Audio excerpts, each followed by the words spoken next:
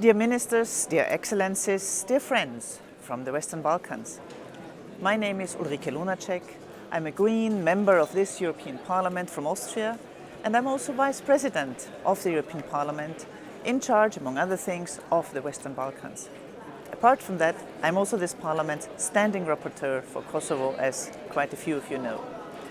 I do regret that I cannot be with you today in Belgrade, but I am very glad that I'm able to contribute to your discussion via this video message.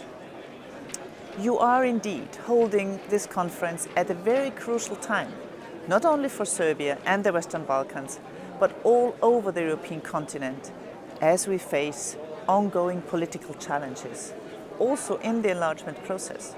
To put it in a nutshell, enlargement fatigue is a problem all over the Balkans, but not only there, also inside of the European Union. And political authorities all over this continent, in the Balkans, they need to deliver in the enlargement process, and in the Union, we need to deliver, and our governments need to deliver in the process of keeping the process alive. Now, how to counter enlargement fatigue and sustainably solve bilateral disputes? What we see at the moment is not only an enlargement, but an European Union fatigue, also inside the European Union. It is worrisome that socio-economic divisions are growing within the EU and within Western Balkan countries. The existing set of policies and relations is reproducing economic gaps and inequalities between rich and poor, but also between women and men. All the trying to improve economic standards to closing these gaps have not been fulfilled. To remedy, it is necessary for the Western Balkan countries to get access to EU structural funds and to show more political will and to respond as governments more to what civil society demands. And we need more than ever to stand together and support European Union democratic values. Past and present examples show that very often civil society has exerted pressure to have democratic standards fulfilled. In particular, it is important to create more opportunities for youth to learn what democracy is about, and that critical thinking and criticism is part of the game to assure the sustainability of democracy in the long term. I know very often politicians, when they come into high positions of power, they don't like criticism.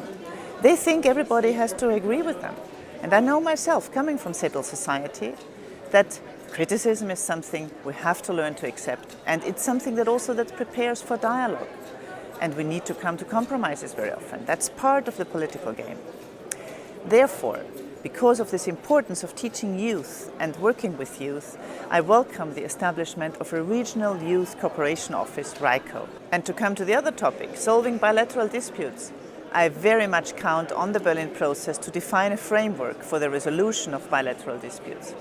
This includes monitoring and reporting mechanisms, and to widen the base for it, for example, by involving national parliaments and affected local communities, and also other parts of civil society.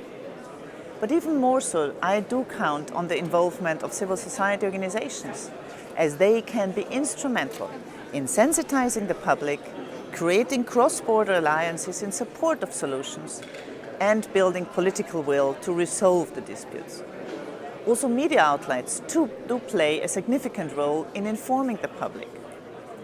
A simple example from the country I know best, the dialogue between Serbia and Kosovo is way too intransparent, and both political authorities from Serbia and Kosovo should do better in explaining the agreements and compromises found in dialogue meetings, enhancing local support and ownership.